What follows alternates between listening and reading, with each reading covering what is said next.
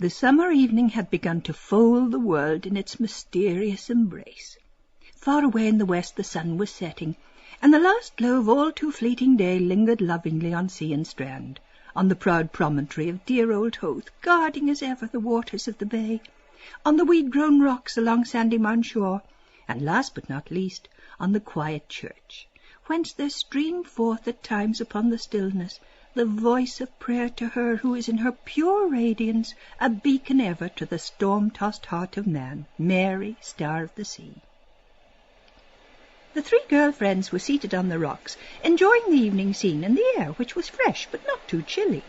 Many a time enough they were wont to come there to that favourite nook to have a cosy chat beside the sparkling waves and discuss matters feminine. Cissy Caffrey and Edie Boardman with the baby in the push-car, and Tommy and Jackie Caffrey, two little curly-headed boys dressed in sailor suits with caps to match and the name HMS Belle-Isle printed on both. For Tommy and Jackie Caffrey were twins, scarce 4 years old, and very noisy and spoilt twins sometimes, but for all that darling little fellows, with bright merry faces and endearing ways about them. They were dabbling in the sand with their spades and buckets, building castles as children do, or playing with their big coloured ball, happy as the day was long. And Edie Boardman was rocking the chubby baby to and fro in the push-car, while that young gentleman fairly chuckled with delight. He was but 11 months and 9 days old, and though still a tiny toddler, was just beginning to lisp his first babyish words. Cissy Caffrey bent over him to tease his fat little plucks and the dainty dimple in his chin. "Now, baby," Cissy Caffrey said. "say out big, big. I want a drink of water." And baby prattled after her. I think I'll dabble. Cissy Caffrey cuddled the wee chap, for she was awfully fond of children, so patient with little sufferers, and Tommy Caffrey could never be got to take his castor oil unless it was Cissy Caffrey that held his nose and promised him the scatty heel of the loaf of brown bread with golden syrup on. What a persuasive power that girl had! But to be sure, baby was as good as gold, a perfect little dote in his new fancy bib. None of your spoilt beauties Flora MacFlimsy sort was Cissy Caffrey. A truer-hearted lass never drew the breath of life, always with a laugh in her gypsy-like eyes and a frolicsome word on her cherry-ripe red lips. A girl lovable in the extreme. And Edie Boardman laughed too at the quaint language of little brother. But just then there was a slight altercation between Master Tommy and Master Jackie. Boys will be boys, and our two twins were no exception to this golden rule. The apple of discord was a certain castle of sand, which Master Jackie had built, and Master Tommy would have it right go wrong that it was to be architecturally improved by a front door like the Martello Tower had. But if Master Tommy was headstrong, Master Jackie was self-willed too, and true to the maxim that every little Irishman's house is his castle, he fell upon his hated rival, and to such purpose that the would-be assailant came to grief, and alas to relate the coveted castle too. Needless to say, the cries of discomfited Master Tommy drew the attention of the girl-friends. "Come here, Tommy," his sister called imperatively. "at once. And you, Jackie, for shame to throw poor Tommy in the dirty sand. Wait till I catch you for that." His eyes misty with unshed tears, Master Tommy came at her call, for their big sister's word was law with the twins, and in a sad plight he was after his misadventure. His little man-o'-war top and unmentionables were full of sand. But Cissy was a past mistress in the art of smoothing over life's tiny troubles, and very quickly not one speck of sand was to be seen on his smart little suit. Still the blue eyes were glistening with hot tears that would well up, so she kissed away the hurtness, and shook her hand at Master Jackie the culprit, and said if she was near him she wouldn't be far from him, her eyes dancing in admonition. "Nasty, bold Jackie," she cried. She put an arm round the little mariner and coaxed winningly. "What's your name? Butter and cream? Tell us, who is your sweetheart?" spoke Edie Boardman. "Is Cissy your sweetheart?" "No," tearful Tommy said. "Is Edie Boardman your sweetheart?" Cissy queried. "No," Tommy said. "I know," Edie Boardman said none too amiably, with an arch glance from her short-sighted eyes. I know who is Tommy's sweetheart. Gertie is Tommy's sweetheart. No, Tommy said on the verge of tears. Sissy's quick mother wit guessed what was amiss, and she whispered to Edie Boardman to take him there behind the push-car, where the gentleman couldn't see, and to mind he didn't wet his new tan shoes. But who was Gertie? Gertie MacDowell, who was seated near her companions, lost in thought, gazing far away into the distance, was in very truth as fair a specimen of winsome Irish girlhood as one could wish to see. She was pronounced beautiful by all who knew her, though, as folks often said, she was more a Giltrap than a MacDowell. Her figure was slight and graceful, inclining even to fragility, but those iron jelloids she'd been taking of late had done her a world of good. Much better than the widow Welch's female pills, and she was much better of those discharges she used to get, and that tired feeling. The waxen pallor of her face was almost spiritual in its ivory-like purity, though her rosebud mouth was a genuine Cupid's bow, greatly perfect. Her hands were a finely veined alabaster with tapering fingers, and as white as lemon juice and Queen of Ointments could make them, though it was not true that she used to wear kid gloves in bed or take a milk foot bath either. Bertha Supper told that once to Edie Boardman, a deliberate lie, when she was black out at daggers drawn with Gertie. The girl chums had, of course, their little tiffs from time to time, like the rest of mortals.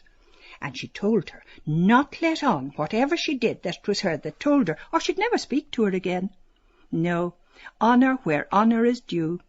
There was an innate refinement, a languid, queenly hauteur about Gertie, which was unmistakably evidenced in her delicate hands and high-arched instep.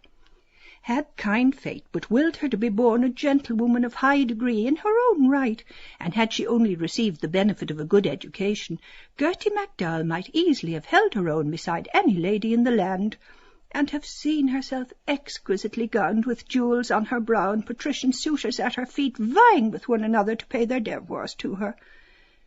Mayhap it was this, the love that might have been, that lent to her softly featured face at whiles a look tense with suppressed meaning, that imparted a strange yearning tendency to the beautiful eyes, a charm few could resist. Why have women such eyes of witchery? Gertie's were of the bluest Irish blue, set off by lustrous lashes and dark, expressive brows. Time was when those brows were not so silkily seductive. It was Madame Vera Verity, directress of the Woman Beautiful page of the Princess Novelette, who had first advised her to try eyebrow line, which gave that haunting expression to the eyes, so becoming in leaders of fashion, and she'd never regretted it. Then there was blushing scientifically cured, and how to be tall, increase your height, and you have a beautiful face, but your nose. That'd suit Mrs. Dignam, because she had a button one. But Gertie's crowning glory was her wealth of wonderful hair. It was dark brown, with a natural wave in it. She had cut it that very morning on account of the new moon, and it nestled about her pretty head in a profusion of luxuriant clusters, and pared her nails too, Thursday for wealth. And just now, at Edie's words, as a telltale flush, delicate as the faintest rose bloom, crept into her cheeks, she looked so lovely in her sweet girlish shyness that of a surety God's fair land of Ireland did not hold her equal. For an instant she was silent, with rather sad, downcast eyes. She was about to retort, but something checked the words on her tongue. Inclination prompted her to speak out, dignity told her to be silent. The pretty lips pouted a while, but then she glanced up and broke out into a joyous little laugh, which had in it all the freshness of a young May morning. She knew right well, no one better, what made Squinty Edie say that, because of him cooling in his attentions when it was simply a lover's quarrel. As per usual, somebody's nose was out of joint about the boy that had the bicycle, always riding up and down in front of her window. Only now his father kept him in the evening, studying hard to get an exhibition in the intermediate that was on, and he was going to Trinity College to study for a doctor when he left the high school. Like his brother, W.E. Wiley, who was racing in the bicycle races in Trinity College University. Little recked he, perhaps, for what she felt. That dull, aching void in her heart sometimes, piercing to the core. Yet he was young, and perchance he might learn to love her in time. They were Protestants in his family, and of course Gertie knew who came first, and after him the Blessed Virgin, and then St. Joseph. But he was undeniably handsome, with an exquisite nose, and he was what he looked, every inch a gentleman. The shape of his head, too, at the back, without his cap on, that she would know anywhere, something off the common. And the way he turned the bicycle at the lamp with his hands off the bars, and also the nice perfume of those good cigarettes. And besides, they were both of a size, and that was why Edie Boardman thought she was so frightfully clever, because he didn't go and ride up and down in front of her bit of a garden. Gertie was dressed simply, but with the instinctive taste of a votary of Dame Fashion, for she felt that there was just a mite that he might be out. A neat blouse of electric blue, self-tinted by dolly dyes, because it was expected in the Ladies' Pictorial that electric blue would be worn, with a smart V opening down to the division, and kerchief pocket in which she always kept a piece of cotton wool scented with her favourite perfume, because the handkerchief spoilt the sit, and a navy three-quarter skirt cut to the stride showed off her slim, graceful figure to perfection. She wore a coquettish little love of a hat of wide-leaved nigger straw, contrast trimmed with an underbrim of egg-blue chenille, and at the side a butterfly bow to tone. All Tuesday week afternoon she was hunting to match that chenille, but at last she found what she wanted at Cleary summer sales, the very it, slightly shop-soiled, but you'd never notice, 7 fingers 2 and a penny. She did it up all by herself, and what joy was hers when she tried it on then, smiling at the lovely reflection which the mirror gave back to her. And when she put it on the water jug to keep the shape, she knew that that'd take the shine out of some people, she knew. Her shoes were the newest thing in footwear. Edie Boardman prided herself that she was very petite, but she never had a foot like Gertie MacDowell, a 5, and never would Ashoke her elm, with patent toe caps, and just one smart buckle at her high-arched instep. Her well-turned ankle displayed its perfect proportions beneath her skirt, and just the proper amount, and no more, of her shapely limbs encased in fine-spun hose, with high-spliced heels and wide garter tops. As for undies, they were Gertie's chief care, and who that knows the fluttering hopes and fears of sweet 17, though Gertie would never see 17 again, can find it in his heart to blame her. She had 4 dinky sets, with awfully pretty stitchery, 3 garments and nighties extra, and each set slotted with different-coloured ribbons, rose pink, pale blue, mauve, and pea green. And she aired them herself and blued them when they came home from the wash, and ironed them, and she'd a brickbat to keep the iron on, 'cause she couldn't trust those washerwomen as far as she'd see them scorching the things. She was wearing the blue for luck, hoping against hope, her own colour, and the lucky colour too for a bride to have a bit of blue somewhere on her, because the green she wore that day week brought grief, because his father brought him in to study for the intermediate exhibition, and because she thought perhaps he might be out, because when she was dressing that morning she nearly slipped up the old pair on her inside out, and that was for luck and lovers' meetings, if you put those things on inside out, so long as it wasn't of a Friday. And yet that strained look on her face, a gnawing sorrow was there all the time.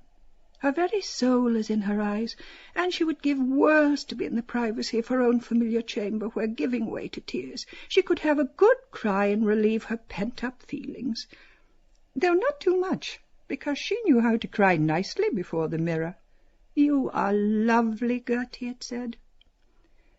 The paly light of evening falls upon a face infinitely sad and wistful. Gertie MacDowell yearns in vain. Yes, she had known from the first that her daydream of "a marriage has been arranged and the wedding bells ringing for Mrs. Reggie Wiley, T.C.D., because the one who married the elder brother would be Mrs. Wiley, and in the fashionable intelligence Mrs. Gertrude Wiley was wearing a sumptuous confection of grey trimmed with expensive blue fox," was not to be. He was too young to understand. He would not believe in love, a woman's birthright. The night of the party long ago in Stores he was still in short trousers, when they were alone, and he stole an arm round her waist. She went white to the very lips. He called her little one, in a strangely husky voice, and snatched a half-kiss, the first, but it was only the end of her nose, and then he hastened from the room with a remark about refreshments. Impetuous fellow! Strength of character had never been Reggie Wiley's strong point, and he who would woo and win Gertie MacDowell must be a man among men. But waiting, always waiting to be asked, and it was leap year too, and would soon be over. No Prince Charming is her beau ideal to lay a rare and wondrous love at her feet, but rather a manly man with a strong, quiet face, who had not found his ideal, perhaps his hair slightly flecked with grey, and who would understand, take her in his sheltering arms, strain her to him in all the strength of his deep, passionate nature, and comfort her with a long, long kiss. It would be like heaven. For such a one she yearns this balmy summer eve. With all the heart of her she longs to be his only, his affianced bride, for rich as for poor, in sickness, in health, till death us two part, from this to this day forward. And while Edie Boardman was with little Tommy behind the push-car, she was just thinking, would the day ever come when she could call herself his little wife-to-be? Then they could talk about it till they went blue in the face, Bertha Supple too, and Edie the Spitfire, because she would be 22 in November. She would care for him with creature comforts too, for Gertie was womanly wise and knew that a mere man liked that feeling of hominess. Her griddle cakes done to a golden brown hue, and Queen Anne's pudding of delightful creaminess had won golden opinions from all, because she had a lucky hand also for lighting a fire. Dredge in the fine self-raising flour, and always stir in the same direction, then cream, the milk and sugar, and whisk well the white of eggs, though she didn't like the eating part when there were any people that made her shy, and often she wondered why you couldn't eat something poetical like violets or roses.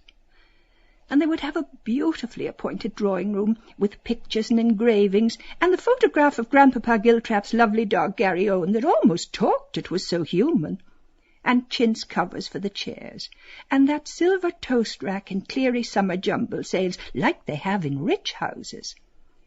He would be tall with broad shoulders.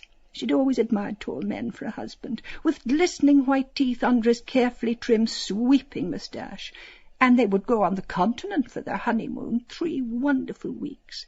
And then, when they settled down in a nice, snug and cosy little homely house, every morning they would both have brekkie, simple but perfectly served, for their own 2 selves, and before he went out to business he would give his dear little wifey a good hearty hug, and gaze for a moment deep down into her eyes.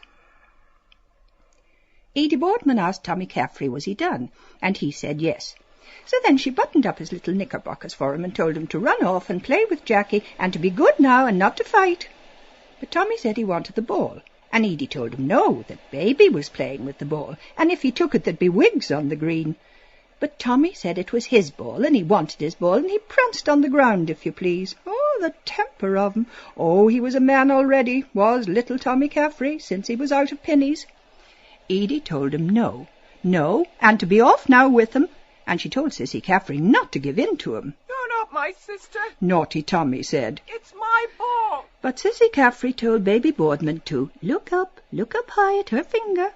And she snatched the ball quickly and threw it along the sand, and Tommy after it in full career, having won the day.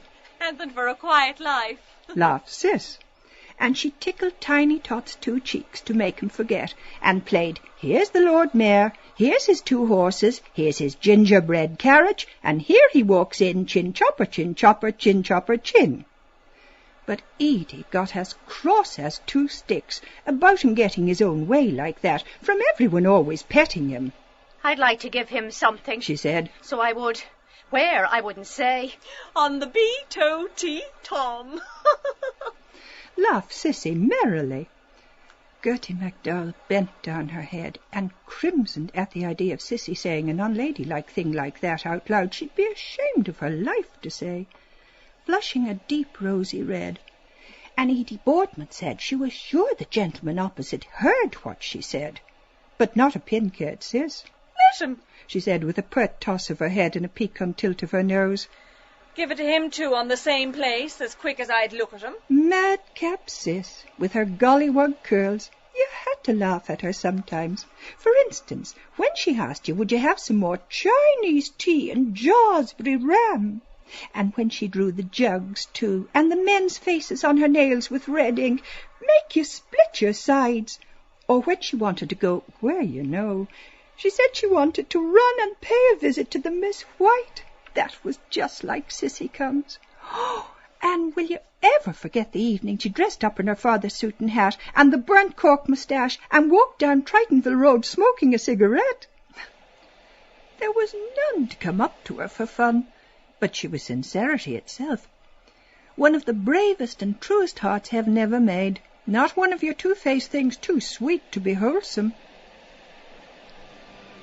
And then there came out upon the air the sound of voices, and the pealing anthem of the organ. It was the men's temperance retreat, conducted by the missioner, the Reverend John Hughes, S.J., rosary, sermon, and benediction of the Most Blessed Sacrament. They were there, gathered together, without distinction of social class, and a most edifying spectacle it was to see. In that simple fane beside the waves, after the storms of this weary world, kneeling before the feet of the Immaculate, reciting the litany of Our Lady of Loretta, beseeching her to intercede for them. The old familiar words, Holy Mary, Holy Virgin of Virgins. How sad to poor Gertie's ears.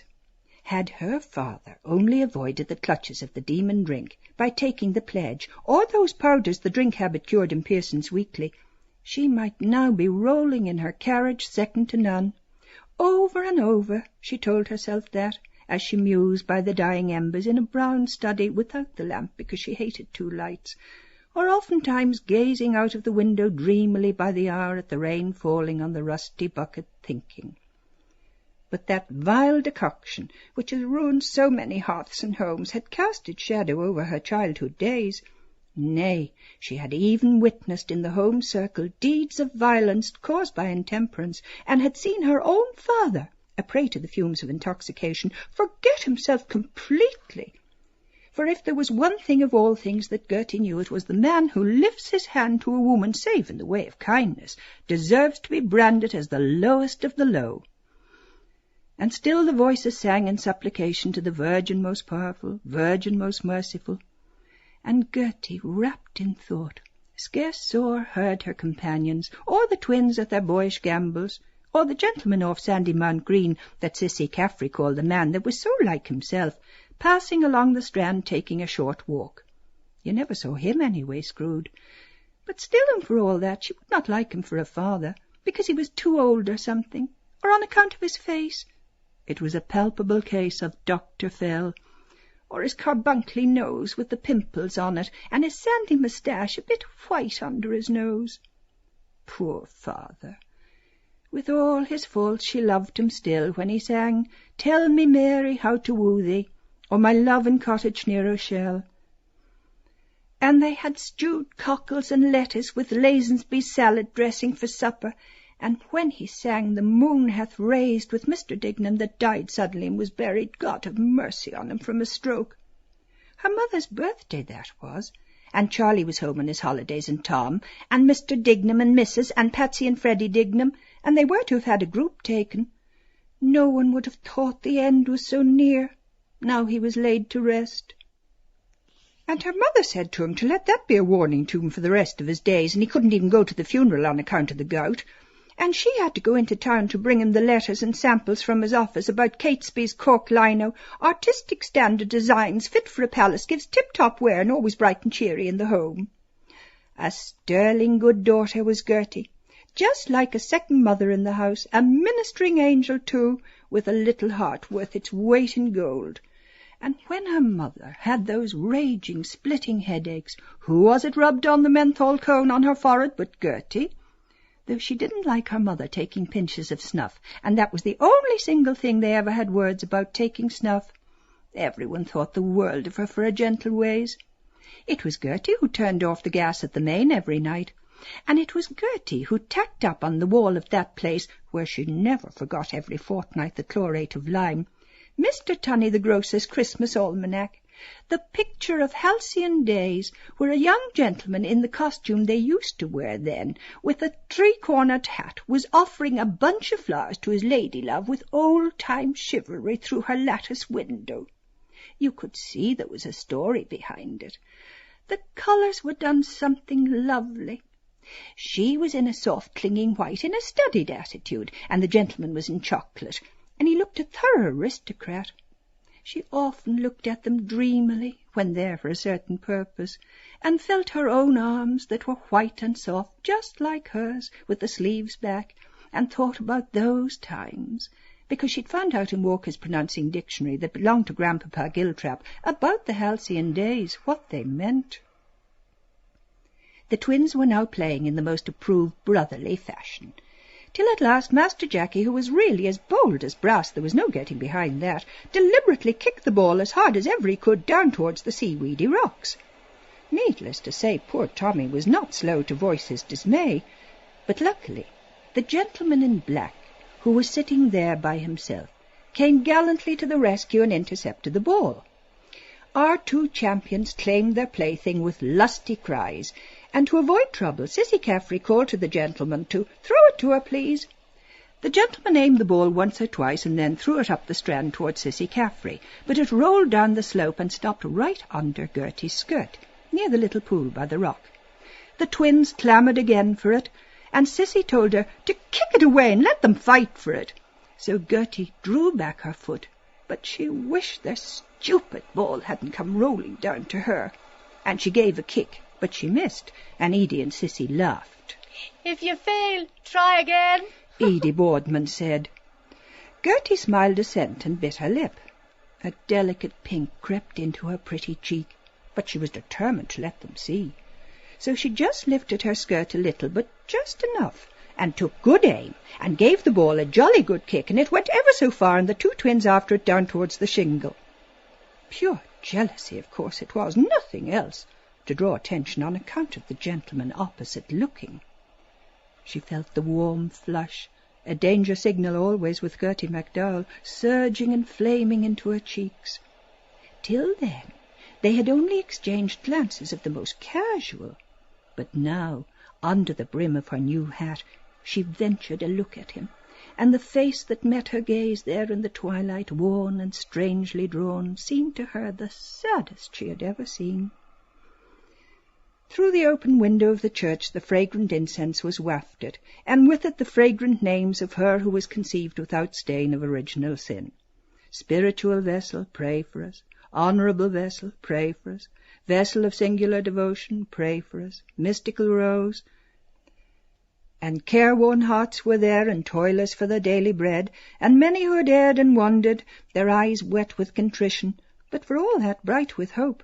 For the Reverend Father Hughes had told them what the great St. Bernard said in his famous prayer of Mary, the most pious Virgin's intercessory power, that it was not recorded in any age that those who implored her powerful protection were ever abandoned by her. The twins were now playing again right merrily, for the troubles of childhood are but as fleeting summer showers. Sissy played with baby Boardman till he crowed with glee, clapping baby hands in air. "Peep!" she cried behind the hood of the push-car, and Edie asked, where was Sissy gone? And then Sissy popped up her head and cried, "Ah!" And my word, didn't the little chap enjoy that. And then she told him to say, "Pa-pa." Say papa, baby. Say pa, pa, pa, pa, pa, pa, pa. And baby did his level best to say it, for he was very intelligent for 11 months, everyone said, and big for his age, and the picture of health, a perfect little bunch of love. And he would certainly turn out to be something great, they said. Ha-ja, ja-ja, ha-ja. Sissy wiped his little mouth with the dribbling bib, and wanted him to sit up properly, and say, "Pa, pa, pa." But when she undid the strap, she cried out, "Holy St. Dennis, that he was pussing wet, and to double the half-blanket the other way under him." Of course his infant majesty was most obstreperous at such toilet formalities, and he let everyone know it. And two great big, lovely big tears coursing down his cheeks. It was all no use soothing him with no, no, no, baby, no, and telling him about the Gigi, and where was the puff-puff. But Sis, always ready-witted, gave him in his mouth the teat of the sucking bottle, and the young heathen was quickly appeased. Gertie wished to goodness they'd take their squalling baby home out of that, and not get on her nerves. No hour to be out, and the little brats are twins. She gazed out towards the distant sea. It was like the paintings that man used to do on the pavement with all the coloured chalks, and such a pity, too, leaving them there to be all blotted out. The evening, and the clouds coming out, and the Bailey light on hearth, and to hear the music like that, and the perfume of those incense they burned in the church like a kind of waft. And while she gazed, her heart went pit-a-pat. Yes, it was her he was looking at, and there was meaning in his look. His eyes burned into her as though they would search her through and through, read her very soul. Wonderful eyes they were, superbly expressive. But could you trust them? People were so queer. She could see at once by his dark eyes and his pale intellectual face that he was a foreigner. The image of the photo she had of Martin Harvey, the matinee idol, only for the moustache, which she preferred, because she wasn't stage-struck like Winnie Rippingham, that wanted they two to always dress the same on account of a play. But she could not see whether he had an aquiline nose or a slightly retrousse from where he was sitting. He was in deep mourning, she could see that. And the story of a haunting sorrow was written on his face. She would have given worlds to know what it was. He was looking up so intently, so still, and he saw her kick the ball, and perhaps he could see the bright steel buckles of her shoes if she swung them like that, thoughtfully, with the toes down. She was glad that something told her to put on the transparent stockings, thinking Reggie Wiley might be out, but that was far away. Here was that of which she had so often dreamed. It was he who mattered, and there was joy on her face because she wanted him, because she felt instinctively that he was like no one else. The very heart of the girl-woman went out to him, her dream husband, because she knew on the instant it was him. If he had suffered, more sinned against than sinning, or even if he had been himself a sinner, a wicked man, she cared not. Even if he was a Protestant or a Methodist, she could convert him easily if he truly loved her. There were wounds that wanted healing with heart balm. She was a womanly woman, not like other flighty girls, unfeminine he had known, those cyclists showing off what they hadn't got.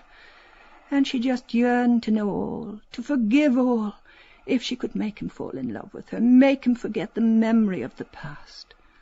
Then mayhap he would embrace her gently, like a real man, crushing her soft body to him, and love her his own as girly for herself alone. Refuge of sinners, comfortress of the afflicted, ora pro nobis. Well has it been said that whosoever prays to her with faith and constancy can never be lost or cast away, and fitly is she too a haven of refuge for the afflicted, because of the 7 dolours which transpierced her own heart. Gertie could picture the whole scene in the church, the stained-glassed windows lighted up, the candles, the flowers, and the blue banners of the Blessed Virgin's Sodality. And Father Conroy was helping Canon O'Hanlon at the altar, carrying things in and out with his eyes cast down. He looked almost a saint, and his confession-box was so quiet and clean and dark, and his hands were just like white wax. And if ever she became a Dominican nun in their white habit, perhaps he might come to the convent for the novena of St. Dominic. He told her that time, when she told him about that in confession, crimsoning up to the roots of her hair for fear he could see, not to be troubled, because that was only the voice of nature, and we were all subject to nature's laws, he said, in this life, and that was no sin, because that came from the nature of woman, instituted by God, he said, and that our Blessed Lady herself said to the Archangel Gabriel, "Be it done unto me according to thy word." He was so kind and holy, and often she thought, could she work a rook tea-cosy with embroidered floral design for him as a present, or a clock? But they had a clock, she noticed, on the mantelpiece, white and gold, with a canary bird that came out of a little house to tell the time, the day she went there about the flowers for the 40 hours adoration, because it was hard to know what sort of a present to give, or perhaps an album of illuminated views of Dublin or some place. Exasperating little brats of twins began to quarrel again, and Jackie threw the ball out towards the sea, and they both ran after it, little monkeys, common as ditch water. Someone ought to take them and give them a good hiding for themselves to keep them in their places, the both of them. And Sissy and Edie shouted after them to come back, because they were afraid the tide might come in on them and be drowned. Jackie! Tommy! Not they. What a great notion they had. So Sissy said it was the very last time she'd ever bring them out. She jumped up and called them, and she ran down the slope past him, tossing her hair behind her, which had a good enough colour if there'd been more of it. But with all the thingamary she was always rubbing into it, she couldn't get it to grow long, because it wasn't natural, so she could just go and throw her hat at it. She ran with long gandery strides.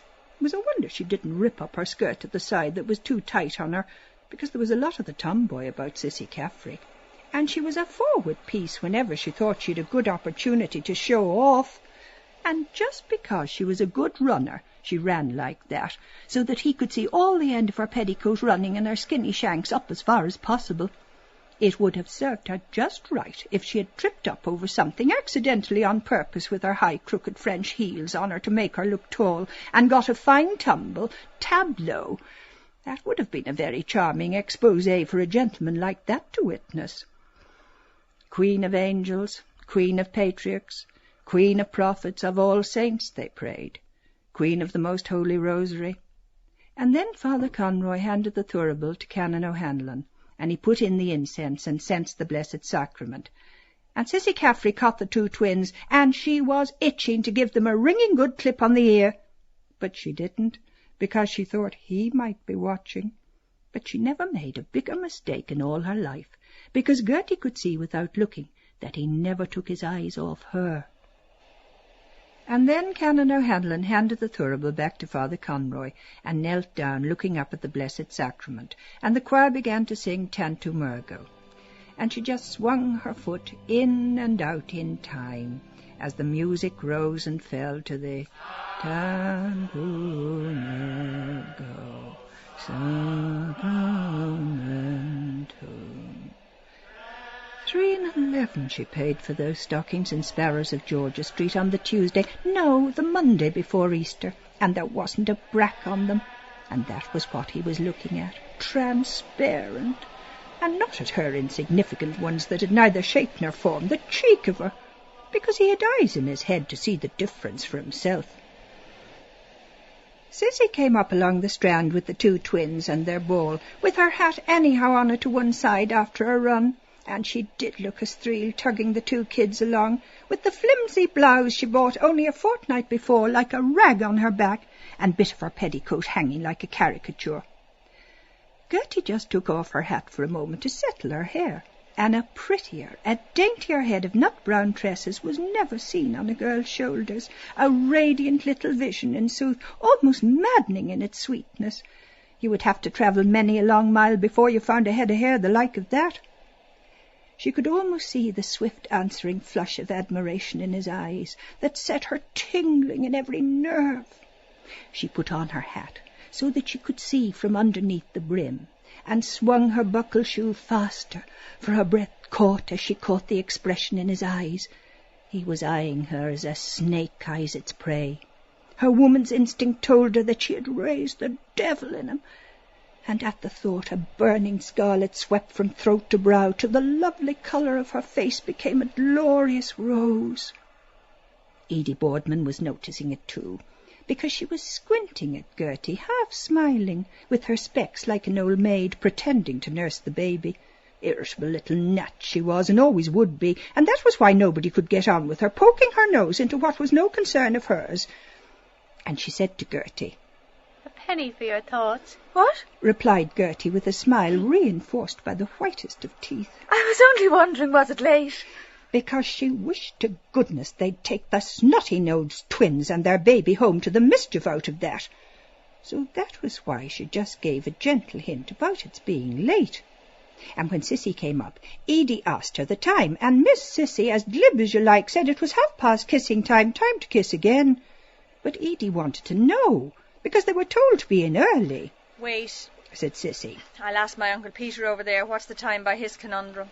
So over she went, and when he saw her coming, she could see him take his hand out of his pocket, getting nervous, and beginning to play with his watch chain, looking at the church. passionate nature though he was, Gertie could see that he had enormous control over himself. One moment he had been there fascinated by a loveliness that made him gaze, and the next moment it was the quiet, grey-faced gentleman's self-control expressed in every line of his distinguished-looking figure. Sissy said to excuse her, would he mind telling her what was the right time, and Gertie could see him taking out his watch, listening to it, and looking up and clearing his throat, and he said he was very sorry his watch was stopped, but he thought it must be after 8 because the sun was set. His voice had a cultured ring in it, and though he spoke in measured accents, there was a suspicion of a quiver in the mellow tones. Sissy said thanks, and came back with her tongue out and said Uncle said his waterworks were out of order. Then they sang the second verse of the Tantum Ergo, and Canon O'Hanlon got up again and sensed the Blessed Sacrament and knelt down, and he told Father Conroy that one of the candles was just going to set fire to the flowers. And Father Conroy got up and settled it all right, and she could see the gentleman winding his watch and listening to the works, and she swung her leg more in and out in time. It was getting darker, but he could see, and he was looking all the time that he was winding the watch or whatever he was doing to it. And then he put it back and put his hands back into his pockets. She felt a kind of sensation rushing all over her, and she knew by the feel of her scalp and that irritation against her stays that thing must be coming on, because the last time, too, was when she clipped her hair on account of the moon. His dark eyes fixed themselves on her again, drinking in her every contour, literally worshipping at her shrine. If ever there was undisguised admiration in a man's passionate gaze, it was there, plain to be seen on that man's face. It is for you, Gertrude MacDowell, and you know it. Edie began to get ready to go, and it was high time for her, and Gertie noticed that little hint she gave had the desired effect, because it was a long way along the Strand to where there was the place to push up the push-car, and Sissy took off the twins' caps and tidied their hair, to make herself attractive, of course. And Canon O'Hanlon stood up with his coat poking up at his neck, and Father Conroy handed him the card to read off, and he read out, and Edie and Sissy were talking about the time all the time, and asking her, but Gertie could pay them back in their own coin, and she just answered with scathing politeness when Edie asked her, was she heartbroken about her best boy throwing her over? Gertie winced sharply. A brief cold blaze shone from her eyes that spoke volumes of scorn immeasurable. It hurt. Oh, yes, it cut deep, because Edie had her own quiet way of saying things like that she knew would wound, like the confounded little cat she was. Gertie's lips parted swiftly to frame the word, but she fought back the sob that rose to her throat. So slim, so flawless, so beautifully moulded, it seemed one an artist might have dreamed of. She had loved him better than he knew, light-hearted deceiver, and fickle like all his sex. He would never understand what he had meant to her, and for an instant there was in the blue eyes a quick stinging of tears. Their eyes were probing her mercilessly, but with a brave effort she sparkled back in sympathy as she glanced at her new conquest for them to see. "Oh," responded Gertie, quick as lightning, laughing, and the proud head flashed out. "I can throw my cap at who I like, because it's leap year." Her words rang out crystal clear, more musical than the cooing of the ring-dove, but they cut the silence icily. There was that in her young voice that told that she was not a one to be lightly trifled with. As for Mr. Reggie with his swank and his bit of money, she could just chuck him aside as if he was so much filth, and never again would she cast as much as a second thought on him, and tear his silly postcard into a dozen pieces. And if ever after he dared to presume, she would give him one look of measured scorn that would make him shrivel up on the spot. Miss puny little Edie's countenance fell to no slight extent, and Gertie could see by her looking as black as thunder that she was simply in a towering rage, though she hid at the little Canat, because that shaft had struck home for her petty jealousy, and they both knew that she was something aloof, apart in another sphere, that she was not of them and never would be, and there was somebody else too that knew it and saw it, so they could put that in their pipe and smoke it. Edie straightened up baby Boardman to get ready to go, and Sissy tucked in the ball and the spades and buckets, and it was high time too, because the Sandman was on his way from Master Boardman Jr., and Sissy told him too that Billy Winks was coming, and that baby was to go dee-daw, and baby looked just too ducky, laughing up out of his gleeful eyes, and Sissy poked him like that, out of fun, in his wee fat tummy, and baby, without as much as by your leave, sent up his compliments to all and sundry onto his brand-new dribbling bib. Oh, my puddeny pie! Protested Sis. He has his bib destroyed. The slight contretemps claimed her attention, but in 2 twos she set that little matter to rights. Gertie stifled a smothered exclamation and gave a nervous cough, and Edie asked what, and she was just going to tell her to catch it while it was flying, but she was ever ladylike in her deportment, so she simply passed it off with consummate tact by saying that was the benediction, because just then the bell rang out from the steeple over the quiet seashore, because Canon O'Hanlon was up on the altar with the veil that Father Conroy put round him, round his shoulders, giving the benediction with the Blessed Sacrament in his hands. How moving the scene there in the gathering twilight, the last glimpse of Erin, the touching chime of those evening bells. And at the same time a bat flew forth from the ivied belfry through the dusk, hither, thither, with a tiny lost cry, and she could see far away the lights of the lighthouses, so picturesque she would have loved to do with a box of paints, because it was easier than to make a man. And soon the lamplighter would be going his rounds past the Presbyterian church grounds and along by shady Tritonville Avenue where the couples walked, and lighting the lamp near her window where Reggie Wiley used to turn his free-wheel, like she read in the Book of Lamplighter by Miss Cummings, author of Mabel Vaughan and Other Tales. For Gertie had her dreams that no one knew of. She loved to read poetry, and when she got a keepsake from Bertha Supple of that lovely confession album with the coral pink cover to write her thoughts in, she laid it in the drawer of her toilet table, which, though it did not err on the side of luxury, was scrupulously neat and clean. It was there she kept her girlish treasures trove, the tortoiseshell combs, her Child of Mary badge, the white rose scent, the eyebrow line, her alabaster pouncet box, and the ribbons to change when her things came home from the wash.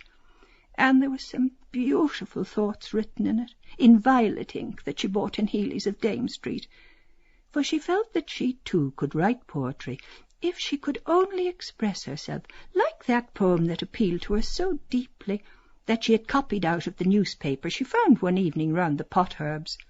Art Thou Real, My Ideal, it was called, by Louis J. Walsh Matter-of-Felt, and after there was something about Twilight Wilt Thou Ever, and oft times the beauty of poetry, so sad in its transient loveliness, had misted her eyes with silent tears, that the years were slipping by for her one by one, and but for that one shortcoming, she knew she need fear no competition, and that was an accident coming down Dorky Hill, and she always tried to conceal it.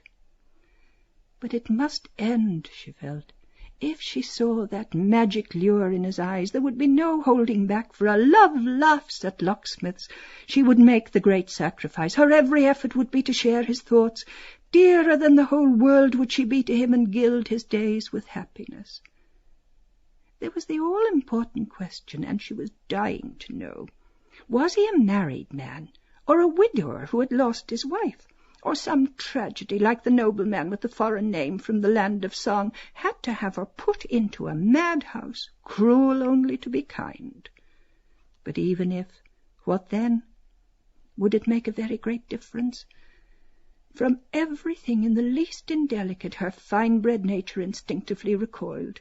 She loathed that sort of person. The fallen women off the accommodation walk beside the Dodder that went with the soldiers, and coarse men with no respect for a girl's honour, degrading the sex, and being taken up to the police station. No, not that. They would be just good friends, like a big brother and sister, without all that other, in spite of the conventions of society with a big S. Perhaps It was an old flame he was in mourning for, from the days beyond recall. She thought she understood. She would try to understand him, because men were so different. The old love was waiting, waiting, with little white hands stretched out, with blue appealing eyes. Heart of mine! She would follow her dream of love, the dictates of her heart that told her he was her all in all, the only man in all the world for her, for love was the master guide. Nothing else mattered, come what might. She would be wild, untrammeled, free. Canon O'Hanlon put the Blessed Sacrament back into the tabernacle, and the choir sang Laudate Dominum Omnes Gentes, and then he locked the tabernacle door, because the benediction was over, and Father Conroy handed him his hat to put on, and Cross-Cat Edie asked, wasn't she coming? But Jackie Caffrey called out, Oh, look, Sissy! And they all looked. Was it sheet lightning? But Tommy saw it too, over the trees by the church, blue and then green and purple. It's fireworks, Sissy Caffrey said, and they all ran down the Strand to see over the houses and the church, helter-skelter, Edie with the push-car with baby Boardman in it, and Sissy holding Tommy and Jackie by the hand so they wouldn't fall running. Come on, Gertie! Sissy called. It's the bazaar fireworks. But Gertie was adamant. She had no intention of being at their beck and call. If they could run like Rossi, she could sit. So she said she could see from where she was. The eyes that were fastened upon her set her pulses tingling. She looked at him a moment, meeting his glance, and a light broke in upon her. White-hot passion was in that face, passion as silent as the grave, and it had made her his.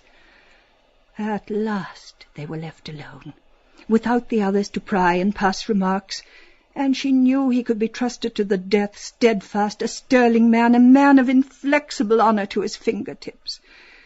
His hands and face were working, and a tremor went over her. She leaned back, far, to look up where the fireworks were, and she caught her knee in her hand so as not to fall back looking up, and there was no one to see, only him and her, when she revealed all her graceful, beautifully shaped legs like that, supply soft and delicately rounded, and she seemed to hear the panting of his heart, his hoarse breathing, because she knew about the passion of men like that, hot-blooded, because Bertha Supple had told her once in dead secret and made her swear she'd never, about the gentleman lodger that was staying with them out of the Congested Districts Board, that had pictures cut out of papers of those skirt dancers and high kickers, and she said he used to do something not very nice that you could imagine sometimes in the bed. But this was altogether different from a thing like that, because there was all the difference, because she could almost feel him draw her face to his, and the first quick hot touch of his handsome lips. Besides, there was absolution, so long as you didn't do the other thing before being married. And there ought to be women priests that would understand without your telling out. And Sissy Caffrey, too, sometimes had that dreamy look in her eyes, so that she, too, my dear, and Winnie Rippingham, so mad about actors' photographs. And besides, it was on account of that other thing, coming on the way it did. And Jackie Caffrey shouted to look, there was another, and she leaned back, and the garters were blue to match on account of the transparent. And they all saw it and shouted to look, there it was, and she leaned back ever so far to see the fireworks, and something queer was flying about through the air, a soft thing to and fro, dark. And she saw a long Roman candle going up over the trees, up, and in the tense hush they were all breathless with excitement as it went higher and higher, and she had to lean back more and more to look up after it, high, almost out of sight, and her face was suffused with a divine and entrancing blush from straining back, and he could see her other things too, nainsook knickers, the fabric that caresses the skin, better than those other petty with the green 4 and 11 on account of being white. And she let him, and she saw that he saw, and then it went so high, it went out of sight a moment, and she was trembling in every limb from being bent so far back he had a full view high up above her knee, no one ever, not even on the swing or wading, and she wasn't ashamed, and he wasn't either, to look in that immodest way like that, because he couldn't resist the sight of the wondrous revealment half offered, like those skirt dancers, behaving so immodest before gentlemen looking, and he kept on looking. She would fain have cried to him chokingly, held out her snowy slender arms to him to come, to feel his lips laid on her white brow, the cry of a young girl's love, a little strangled cry wrung from her, that cry that has rung through the ages. And then a rocket sprang, and bang, shot blind, and oh! Then the Roman candle burst, and it was like a sigh of oh! And everyone cried, oh! Oh! in raptures, and it gushed out of it a stream of rain-gold hair threads, and they shed, and they were all greeny, dewy stars falling with gold, and oh, so lovely, oh, so soft, sweet, soft. Then all melted away dewily in the grey air. All was silent. She glanced at him as she bent forward quickly, a pathetic little glance of piteous protest, of shy reproach, under which he coloured like a girl. He was leaning back against the rock behind. Leopold Bloom, for it is he, stands silent, with bowed head before those young, guileless eyes. What a brute he had been. At it again. A fair, unsullied soul had called to him, and wretch that he was, how had he answered? An utter cad he had been, he of all men. But there was an infinite store of mercy in those eyes, for him too a word of pardon, even though he had erred and sinned and wandered. Should a girl tell? No, 1,000 times no. That was their secret, only theirs, alone in the hiding twilight, and there was none to know or tell save the little bat that flew so softly through the evening to and fro, and little bats don't tell. Sissy Caffrey whistled, imitating the boys in the football field to show what a great person she was, and then she cried, Gertie! Gertie! We're going, come on! We can see from farther up. Gertie had an idea, one of Love's little ruses. She slipped her hand into her kerchief pocket and took out the wadding, and waved in reply, of course without letting him, and then slipped it back. Wonder if he's too far to... She rose. Was it goodbye? No. She had to go, but they would meet again there, and she would dream of that till then, tomorrow, of her dream of yestereve. She drew herself up to her full height. Their souls met in a last lingering glance, and the eyes that reached her heart, full of a strange shining, hung enraptured on her sweet flower-like face. She half smiled at him wanly, a sweet, forgiving smile, a smile that verged on tears, and then they parted. Slowly, without looking back, she went down the uneven strand, to Sissy, to Edie, to Jackie and Tommy Caffrey, to little baby Boardman. It was darker now, and there were stones and bits of wood on the strand and slippy seaweed. She walked with a certain quiet dignity characteristic of her, but with care, and very slowly, because Gertie MacDowell was... Tight boots. No, she's lame. Oh. Mr. Bloom watched her as she limped away. Poor girl. That's why she's left on the shelf and the others did a sprint. Thought something was wrong by the cut of her jib. Jilted beauty. A defect is 10 times worse in a woman. But makes them polite. Glad I didn't know it when she was on show. Hot little devil all the same. Wouldn't mind. Curiosity, like a nun or a negress or a girl with glasses. That squinty one is delicate. Near her monthlies, I expect. Makes them feel ticklish. I have such a bad headache today. Where did I put the letter? Yes, all right. All kinds of crazy longings. Licking pennies. Girl in Tranquilla Convent, that nun told me, liked to smell rock oil. Virgins go mad in the end, I suppose. Sister, how many women in Dublin have it today? Martha, she. Something in the air. That's the moon. But then why don't all women menstruate at the same time with the same moon, I mean? Depends on the time they were born, I suppose. Or all start scratch, then get out of step. Sometimes Molly and Millie together. Anyhow, I got the best of that. Damned glad I didn't do it in the bath this morning over her silly "I will punish you" letter. Made up for that tram driver this morning, that gouger McCoy stopping me to say nothing. And his wife, engagement in the country, valise, voice like a pickaxe.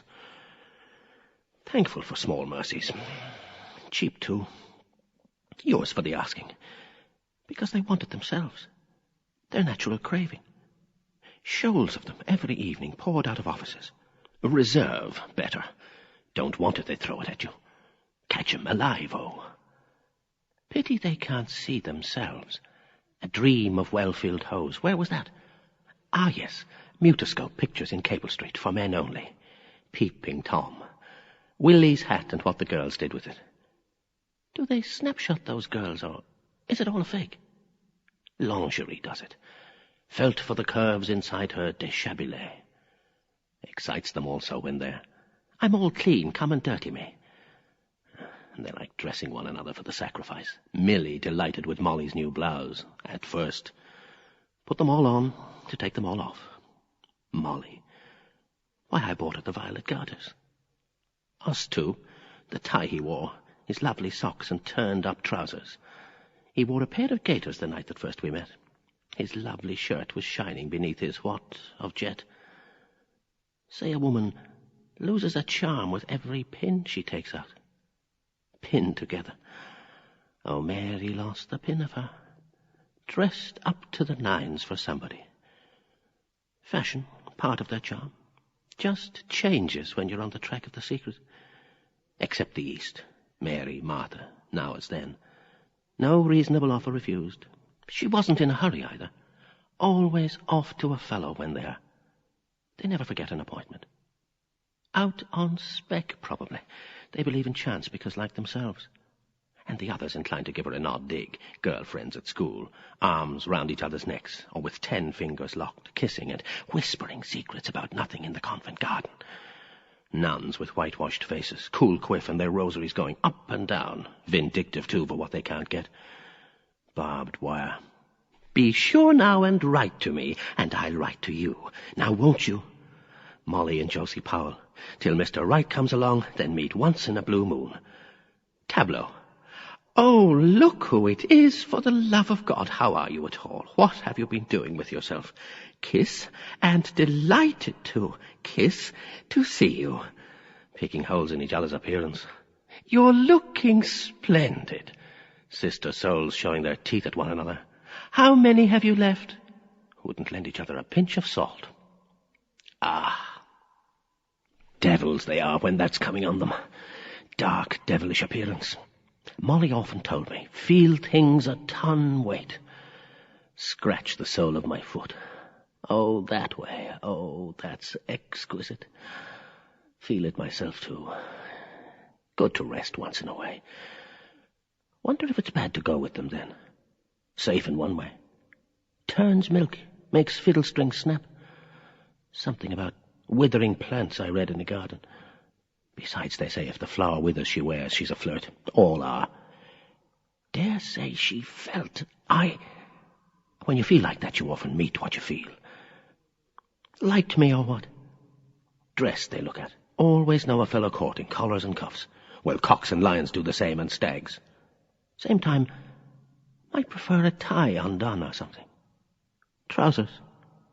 Suppose when I was... No. Gently does it. Dislike rough and tumble. Kiss in the dark and never tell. Saw something in me. Wonder what. Sooner have me as I am than some poet chap with bear's grease, plastery hair, lovelock over his dexter optic. To aid gentleman in literary.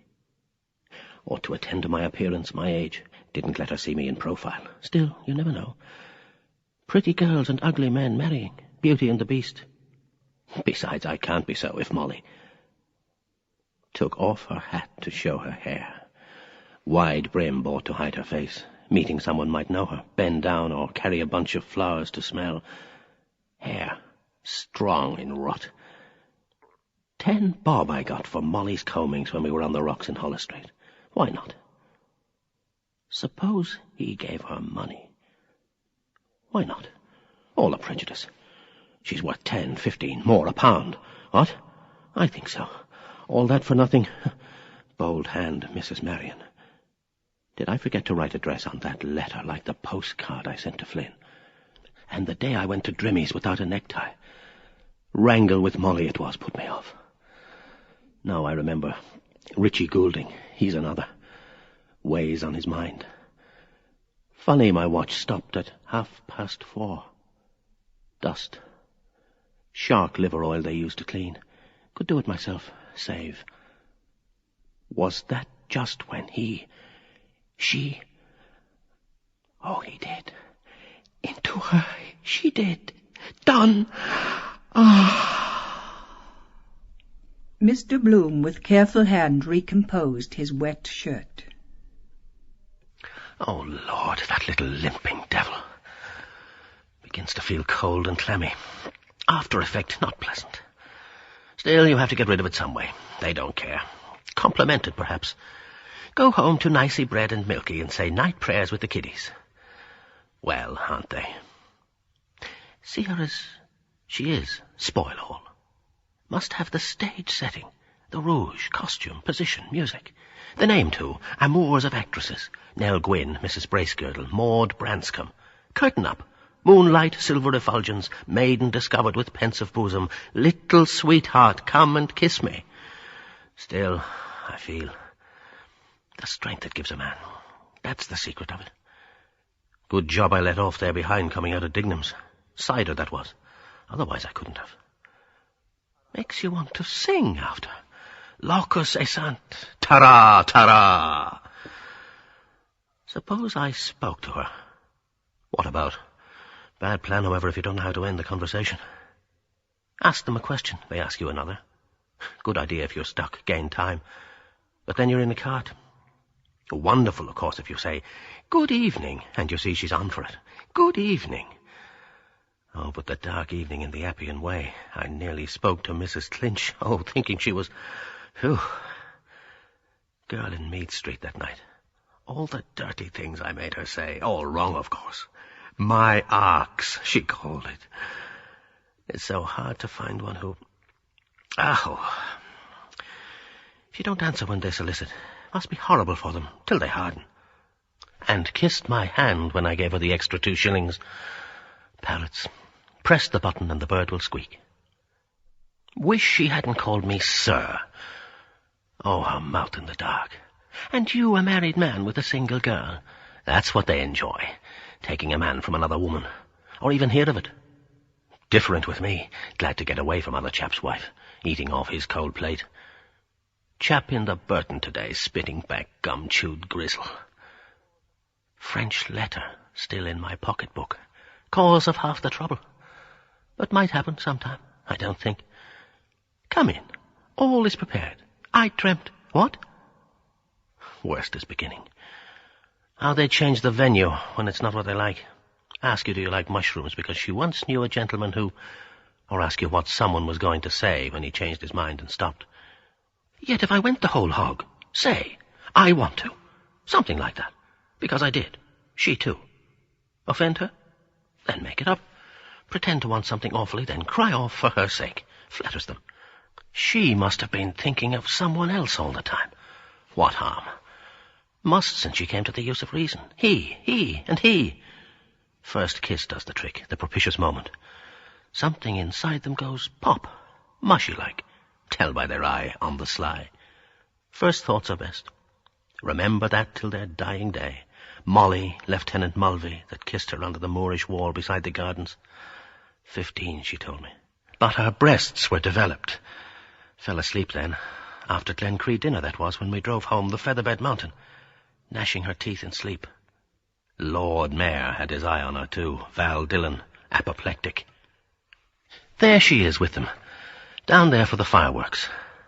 My fireworks. Up like a rocket, down like a stick. And the children. Twins they must be.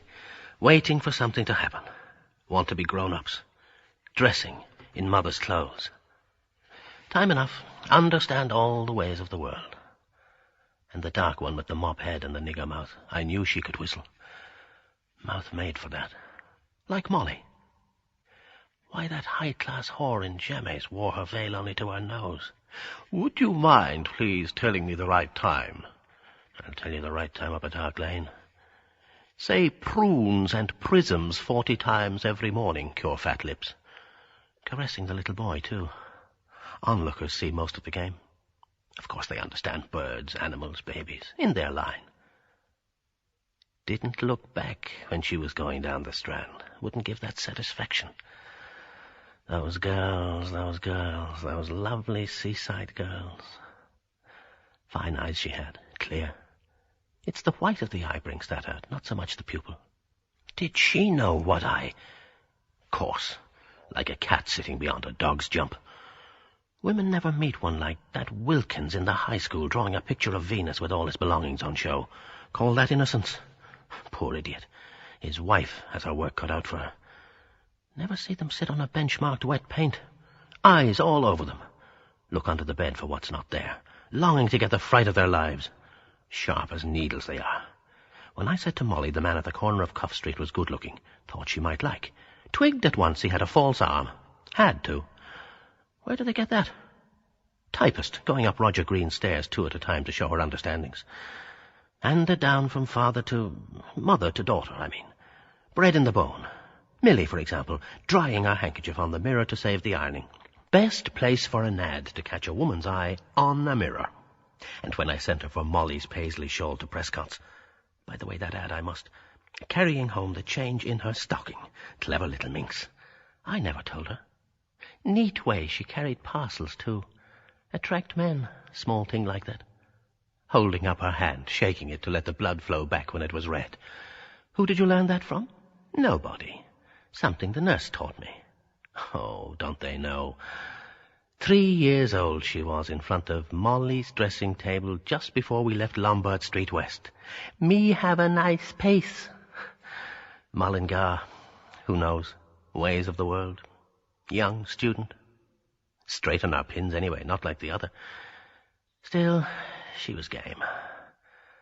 Lord, I'm wet. Devil you are. Swell of her calf. Transparent stockings stretched to breaking point. Not like that frump today, A.E., rumpled stockings, or the one in Grafton Street, white. Whoa, beef to the heel. A monkey puzzle rocket burst, spluttering and darting crackles. Zrads and zrads, zrads, zrads. And Sissy and Tommy ran out to sea, and Edie after with the push-car. And then Gertie beyond the curve of the rocks. Will she? Watch. See, looked around. She smelt an onion. Darling, I saw all. Lord. Did me good all the same. Off colour after Kiernan's Dignams. For this relief, much thanks. In Hamlet, that is, Lord. It was all things combined. Excitement. When she leaned back, felt an ache at the butt of my tongue. Your head, it simply swirls. He's right. Might have made a worse fool of myself, however. Instead of talking about nothing. Then I will tell you all. Still, it was a kind of language between us. It couldn't be? No, Gertie they called her. Might be false name, however, like my, and the address, Dolphin's Barn, a blind. Her maiden name was Jemima Brown, and she lived with her mother in Irish Town. Place made me think of that, I suppose. All tarred with the same brush, wiping pens in their stockings. But the ball rolled down to her as if it understood. Every bullet has its billet. Of course, I could never throw anything straight at school. Crooked as a ram's horn. Sad, however, because it lasts only a few years till they settle down to pot walloping, and Papa's pants will soon fit Willie, and Fuller's Earth for the baby when they hold him out to do aha. No soft job. Saves them. Keeps them out of harm's way. Nature. Washing child. Washing corpse. Dignam. Children's hands always round them. Coconut skulls, monkeys, not even closed at first. Sour milk in their swaddles and tainted curds. Oughtn't to have given that child an empty teat to suck. Fill it up with wind. Mrs. Beaufoy, Purefoy. Must call to the hospital. Wonder is Nurse Callan there still. She used to look over some nights when Molly was in the coffee palace. That young Dr. O'Hare, I noticed her brushing his coat. And Mrs. Breen and Mrs. Dignam once like that, too. Marriageable. Worst of all at night, Mrs. Duggan told me in the City Arms. Husband rolling in drunk. Stink of pub off him like a polecat. Have that in your nose in the dark, whiff of stale booze. Then ask in the morning, was I drunk last night? Bad policy, however, to fault the husband. Chickens come home to roost. They stick by one another like glue. Maybe the women's fault also. That's where Molly can knock spots off them. It is the blood of the South, Moorish. Also the form, the figure. Hands felt for the opulent. Just compare, for instance, those others. Wife locked up at home, skeleton in the cupboard. Allow me to introduce my... Then they trot out some kind of a nondescript, wouldn't know what to call her. Always see a fellow's weak point in his wife. Still, there's destiny in it, falling in love. Have their own secrets between them. Chaps that would go to the dogs if some woman didn't take them in hand. Then little chits of girls, height of a shilling in coppers, with little hubbies. As God made them, he matched them. Sometimes children turn out well enough. Twice naught makes one. Or old rich chap of 70 and blushing bride. Marry in May and repent in December. This wet is very unpleasant. Stuck. Well, the foreskin is not back. Better detach. Oh. Other hand, a 6-footer with a wifey up to his watch pocket. Long and the short of it. Big he and little she. Very strange about my watch. Wristwatches are always going wrong.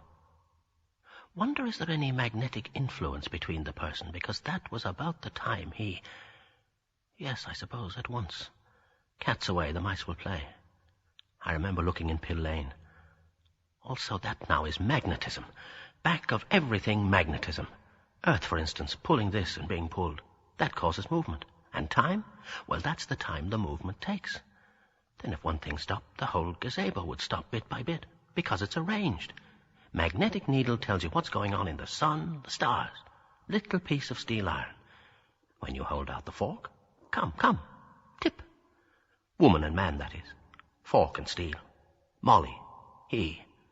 Dress up and look and suggest and let you see and see more and defy you if you're a man to see that. And like a sneeze coming, legs, look. And if you've any guts in you, tip. Have to let fly. Wonder how is she feeling in that region.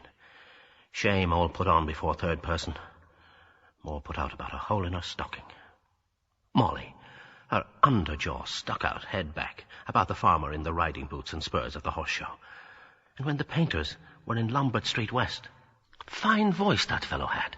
How Giglini began. Smell that I did. Like flowers. It was too. Violets. Came from the turpentine probably in the paint.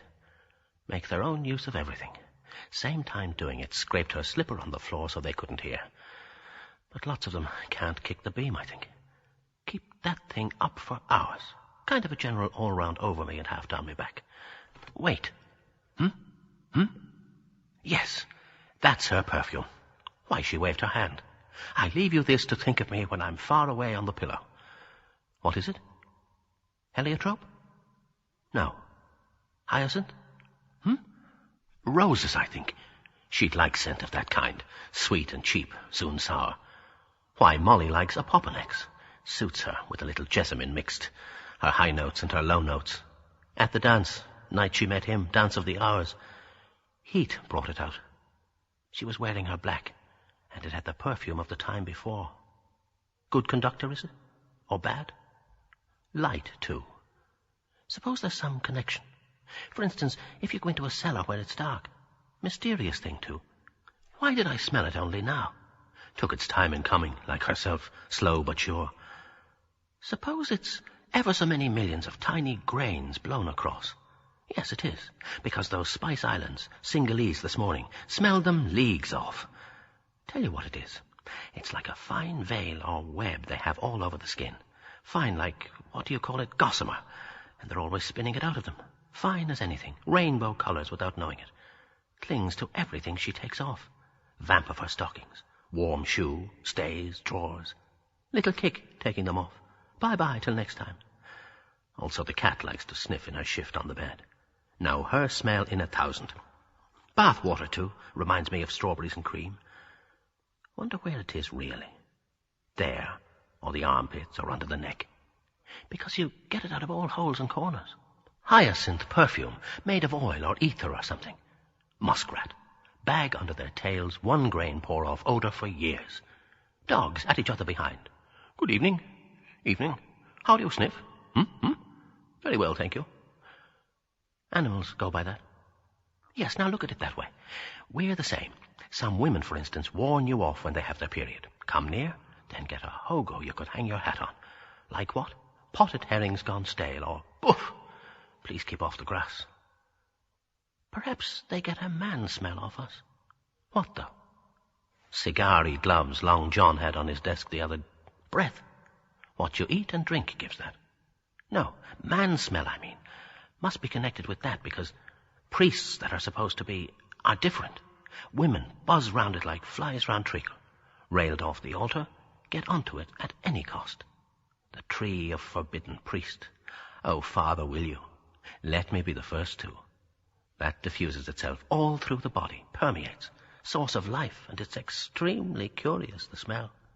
Celery sauce. Let me. Mr. Bloom inserted his nose into the opening of his waistcoat. Almonds, or... No, lemons it is. Ah, no, that's the soap. Oh, by that lotion. I knew there was something on my mind. Never went back and the soap not paid. Dislike carrying bottles like that hag this morning. Hines might have paid me that 3 shillings. I could mention Mars just to remind him. Still, if he works that paragraph, 2 and 9. Bad opinion of me he'll have. Call tomorrow. How much do I owe you? 3 and 9? 2 and 9, sir. Ah. Might stop him giving credit another time. Lose your customers that way. Pubs do. Fellow run up a bill on the slate and then slinking around the back streets into somewhere else. Here's this nobleman passed before. Blown in from the bay. Just went as far as Turnback. Always at home at dinner time. Looks mangled out. Had a good tuck in. Enjoying nature now. Grace, after meals. After supper, walk a mile. Sure he has a small bank balance somewhere. Government sit. Walk after him now. Make him awkward like those newsboys me today. Still you learn something. See ourselves as others see us. So long as women don't mock what matter. That's the way to find out. Ask yourself, who is he now? The mystery man on the beach. Prize titbit story by Mr. Leopold Bloom. Payment at the rate of 1 guinea per column. And that fellow today at the graveside in the brown mackintosh. Corns on his kismet, however. Healthy, perhaps, absorb all the... Whistle brings rain, they say. Must be some somewhere. Salt in the Ormond, damp. The body feels the atmosphere. Old Betty's joints are on the rack. Mother Shipton's prophecy, that is, about ships, around they fly in the twinkling. No, signs of rain it is. The Royal Reader, and distant hills seem coming nigh. Hoth, Bailey Light. 2, 4, 6, 8, 9. See? Has to change how they might think it a house. Wreckers, Grace Darling. People afraid of the dark. Also glowworms, cyclists. Lighting up time. Jewels, diamonds flash better. Light is a kind of reassuring, not going to hurt you. Better now, of course, than long ago. Country roads run you through the small guts for nothing. Still, 2 types there are you bob against. Scowl or smile. Pardon? Not at all. Best time to spray plants, too, in the shade after the sun. Some light still. Red rays are longest. Roygabiv, Vance taught us. Red, orange, yellow, green, blue, indigo, violet. A star, I see. Venus? Can't tell yet. 2. When 3, it's night. Were those night clouds there all the time? Looks like a phantom ship. No, wait. Trees, are they? An optical illusion, mirage, land of the setting sun, this. Home rule sun setting in the southeast. My native land, good night. Dew falling. Bad for you, dear, to sit on that stone. Brings on white fluxions. Never have little baby then, lest he was big, strong, fight his way up through. Might get piles myself. Sticks too, like a summer cold, sore on the mouth. Cut with grass or paper worst. Friction of the position. Like to be that rock she sat on. Oh, sweet little, you don't know how nice you looked. I begin to like them at that age. Green apples, grab at all that offer. Suppose it's the only time we cross legs. Seated. Also the library today. Those girl graduates. Happy chairs under them. But it's the evening influence. They feel all that. Open like flowers. No, they're ours. Sunflowers, Jerusalem artichokes, in ballrooms, chandeliers, avenues under the lamps. Night stock in Matt Dillon's garden where I kissed her shoulder. Wish I had a full-length oil painting of her then. June that was too, I wooed. The year returns. History repeats itself. Ye crags and peaks, I'm with you once again. Life, love. Voyage around your own little world. And now? Sad about her lame, of course, but must be on your guard not to feel too much pity. They take advantage. All quiet on Hoath now. The distant hills seem where we, the rhododendrons. I'm a fool, perhaps. He gets the plums and I the plumstones. Where I come in. All that old hill has seen. Names change, that's all. Lovers. Yum, yum. Tired I feel now. Will I get up? Oh, wait. Drained all the manhood out of me, little wretch. She kissed me. My youth. Never again. Only once it comes. Or hers. Take the train there tomorrow. No. Returning not the same. Like kids, your second visit to a house. The new I want. Nothing new under the sun. Care of P.O. Dolphin's Barn. Are you not happy in your naughty darling? At Dolphin's Barn, charades in Luke Doyle's house. Matt Dillon and his bevy of daughters. Teeny, Atty, Floey, Mamie, Louie, Hetty. Molly, too. 87, that was. Year before we... And the old Major, partial to his drop of spirits. Curious. She an only child, I an only child. So it returns. Think you're escaping and run into yourself. Longest way round is the shortest way home. And just when he and she... Circus horse walking in a ring. Rip Van Winkle we played. Rip, tear in Henny Doyle's overcoat. Van, bread van delivering. Winkle, cockles and periwinkles. Then I did Rip Van Winkle coming back. She leaned on the sideboard watching. Moorish eyes. 20 years asleep in Sleepy Hollow. All changed, forgotten. The young are old. His gun rusty from the dew. Bah! What is that flying about? Swallow? Bat, probably. Thinks I'm a tree, so blind. Have birds no smell? Metempsychosis. They believed you could be changed into a tree from grief. Weeping willow. Bah! There he goes. Funny little beggar. Wonder where he lives. Belfry up there. Very likely. Hanging by his heels in the odour of sanctity. Bells scared him out, I suppose. Mass seems to be over. Could hear them all at it. Pray for us, and pray for us, and pray for us. Good idea, the repetition. Same thing with ads. Buy from us, and buy from us. Yes, there's the light in the priest's house. Their frugal meal. Remember about the mistake in the valuation when I was in Tom's. 28 it is. 2 houses they have. Gabriel Conroy's brother is curate. Bah, again. Wonder why they come out at night like mice. They're a mixed breed. Birds are like hopping mice. What frightens them? Light or noise? Better sit still. All instinct. Like the bird in drought got water out of the end of a jar by throwing in pebbles. Like a little man in a cloak he is, with tiny hands, weeny bones. Almost see them shimmering. Kind of a bluey white. Colours depend on the light, you see. Stare the sun, for example, like the eagle. Then look at a shoe, see a blotch blob yellowish. Wants to stamp his trademark on everything. Instance that cat this morning on the staircase. Colour of brown turf. Say you never see them with 3 colours. Not true. That half-tabby white tortoiseshell in the city arms with the letter M on her forehead. Body, 50 different colours. Hoath a while ago, amethyst. Glass flashing. That's how that wise man, what's his name, with the burning glass. Then the heather goes on fire. It can't be tourist matches. What? Perhaps the sticks dry rub together in the wind and light. Or broken bottles in the firs act as a burning glass in the sun. Archimedes, I have it. My memory's not so bad. Bah! Who knows what they're flying for? Insects? That bee last week got into the room playing with his shadow on the ceiling.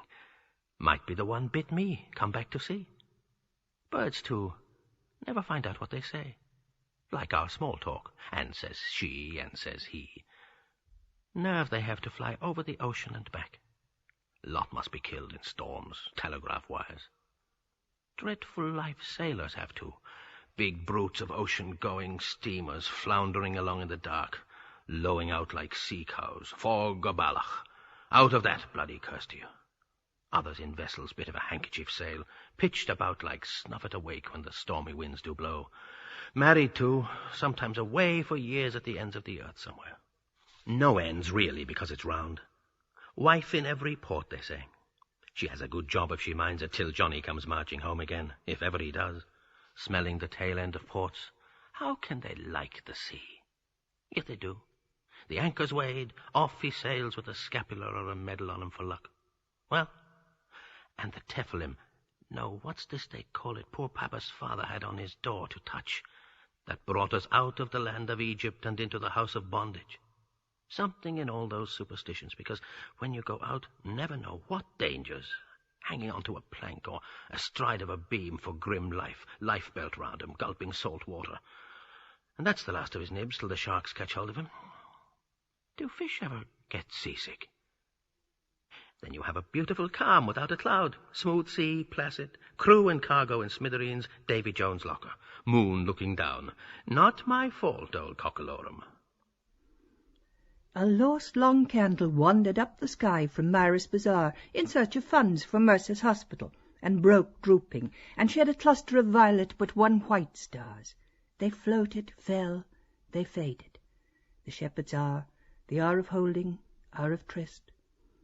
From house to house, giving his ever-welcome double knock, went the 9 o'clock postman, the glowworm's lamp at his belt gleaming here and there through the laurel hedges. And among the 5 young trees, a hoisted linstock lit the lamp at Leahy's terrace.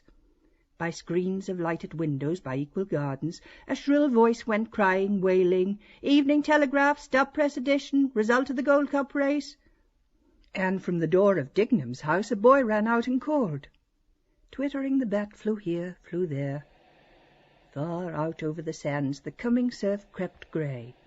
Howth settled for slumber, tired of long days, of yum-yum rhododendrons. He was old, and felt gladly the night breeze lift, ruffle his fell of ferns. He lay, but opened a red eye, unsleeping, deep and slowly breathing, slumberous but awake, and far on Kish Bank the anchored lightship twinkled, winked at Mr. Bloom. Life those chaps out there must have, stuck in the same spot. Irish lights board. Penance for their sins. Coastguards, too, rocket and breeches boy and lifeboat. Davy went out for the pleasure cruise in the Erin's King, throwing them the sack of old papers. Bears in the zoo, filthy trip. Drunkards out to shake up their livers. Puking overboard to feed the herrings. Nausea. And the women, fear of God on their faces. Millie, no sign of funk. Her blue scarf loose, laughing. Don't know what death is at that age. And then their stomachs clean. But being lost, they fear. When we hid behind the tree at Crumlin, I didn't want to. Mama, mama! Babes in the wood. Frightening them with masks, too. Throwing them up in the air to catch them. I'll murder you. Is it only half fun? Or children playing battle? Whole earnest? How can people aim guns at each other? Sometimes they go off. Poor kids. Only troubles, wildfire and nettle rash. Calomel purge I got her for that, after getting better asleep with Molly. Very same teeth she has. What do they love? Another themselves? But the morning she chased her with the umbrella, perhaps so as not to hurt, I felt her pulse ticking. Little hand it was, now big, dearest Papley. All that the hand says when you touch. Loved to count my waistcoat buttons. Her first days, I remember, made me laugh to see. Little paps to begin with. Left one is more sensitive, I think. Mine, too, nearer the heart. Padding themselves out if fat is in fashion. Her growing pains at night, calling, wakening me. Frightened she was when her nature came on her first. Poor child. Strange moment for the mother, too. Brings back her girlhood, Gibraltar looking from Benavista, O'Hara's Tower, the seabird screaming, old Barbary ape that gobbled all his family, sundown, gunfire for the men to cross the lines, looking out over the sea, she told me. Evening like this, but clear, no clouds. I always thought I'd marry a lord or a gentleman with a private yacht. Buenas noches, señorita. El hombre ama la muchacha hermosa. Why me? Because you were so foreign from the others. Better not stick here all night like a limpet. This weather makes you dull. Must be getting on for 9 by the light. Go home. Too late for Leia, Lily of Killarney. No. Might be still up. Call to the hospital to see. Hope she's over. Long day I've had. Martha, the bath, funeral, House of Keys, museum with those goddesses, Daedalus's song. Then that baller in Barney Kiernan's. Got my own back there, drunken ranters. What I said about his god made him wince. Mistake to hit back. Oh, no, ought to go home and laugh at themselves. Always want to be swilling in company. Afraid to be alone like a child of 2. Suppose he hit me. Look at it other way round. Not so bad, then. Perhaps not to hurt him yet. 3 cheers for Israel. 3 cheers for the sister-in-law he hawked about. 3 fangs in her mouth. Same style of beauty. Particularly nice old party for a cup of tea. The sister of the wife of the wild man of Borneo has just come to town. Imagine that in the early morning at close range. Everyone to his taste, as Morris said when he kissed the cow. But Dignam's put the boots on it. Houses of mourning so depressing because you never know. Anyhow, she wants the money. Must call to those Scottish widows as I promised. Strange name. Takes it for granted we're going to pop off first. That widow on Monday, was it outside Kramer's that looked at me? Buried the poor husband, but progressing favourably on the premium. Her widows might. Well, what do you expect her to do? Must wheedle her way along. A widower I hate to see. Looks so forlorn. Poor man O'Connor, wife and 5 children, poisoned by mussels. Here, the sewage. Hopeless. Some good matronly woman in a pork pie hat to mother him. Take him in tow. Platter face and a large apron. Ladies' grey flannelette bloomers, 3 shillings a pair, astonishing bargain. Plain and loved, loved forever, they say. Ugly? No woman thinks she is. Love, lie, and be handsome, for tomorrow we die. See him sometimes walking about trying to find out who played the trick. U-P up. Fate, that is. He, not me. Also a shop, often noticed. Curse seems to dog it. Dreamt last night. Wait. Something confused. She had red slippers on, Turkish, wore the breeches. Suppose she does. Would I like her in pyjamas? Damned hard to answer. Nanetti's gone, mailboat. Near Holyhead by now. Must nail that ad of Keys. Work Hines and Crawford. Petticoats for Molly. She has something to put in them. What's that? Might be money. Mr. Bloom stooped and turned over a piece of paper on the strand. He brought it near his eyes and peered. Letter? No, can't read. Better go, better. I'm tired to move. Page of an old copybook. All those holes and pebbles. Who could count them? Never know what you'd find. Bottle with story of a treasure in it thrown from a wreck. Parcels post. Children always want to throw things in the sea.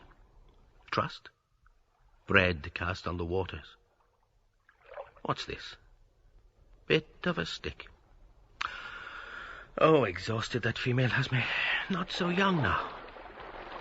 Will she come here tomorrow? Wait for her somewhere forever. Must come back. Murderers do.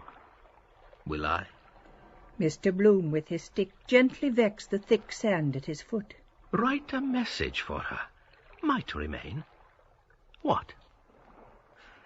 Aye. Some flatfoot tramp on it in the morning. Useless, washed away. Tide comes here, a pool near a foot. Bend, see my face there. Dark mirror, breathe on it, stirs. All these rocks with lines and scars and letters.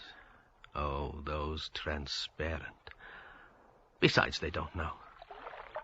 What is the meaning of that other world? I called you naughty boy because I do not like. Am. A. No room. Let it go. Mr. Bloom effaced the letters with his slow boot. Hopeless thing, sand. Nothing grows in it. All fades. No fear of big vessels coming up here. Except Guinness's barges. Round the Kish in 80 days. Done half by design. He flung his wooden pen away. The stick fell in silted sand. Stuck. Now, if you were trying to do that for a week on end, you couldn't. Chance. We'll never meet again. But it was lovely. Goodbye, dear. Thanks. Made me feel so young. Short snooze now, if I had. Must be near 9. Liverpool boat long gone. Not even the smoke. And she can do the other. Did too. And Belfast. I won't go. Race there, race back to Ennis. Let him. Just close my eyes a moment. Won't sleep, though. Half dream. It never comes the same. Bat again. No harm in him. Just a few. Oh, sweetie, all your little girl, white up I saw, dirty brace girdle, made me do love sticky, we too naughty, Grace darling. She him half past the bed, met him pike hoses, frillies for rowel to perfume your wife black hair heave under embon, senorita, young eyes mulvey, plump boobs, me bread Van Winkle, red slippers, she rusty sleep wonder, year's dreams return, tail end, again death, swoony lovey. Showed me her next year in drawers, return, next in her next, her next. A bat flew, here, there, here. Far in the grey a bell chimed. Mr. Bloom, with open mouth, his left boot sanded sideways, leaned, breathed, just for a few. The clock on the mantelpiece in the priest's house cooed where Canon O'Hanlon and Father Conroy and the Reverend John Hughes S.J. were taking tea and soda bread and butter and fried mutton chops with ketchup and talking about... Because it was a little canary bird that came out of its little house to tell the time that Gertie MacDowell noticed the time she was there, because she was as quick as anything about a thing like that was Gertie MacDowell, and she noticed at once that foreign gentleman that was sitting on the rocks looking was...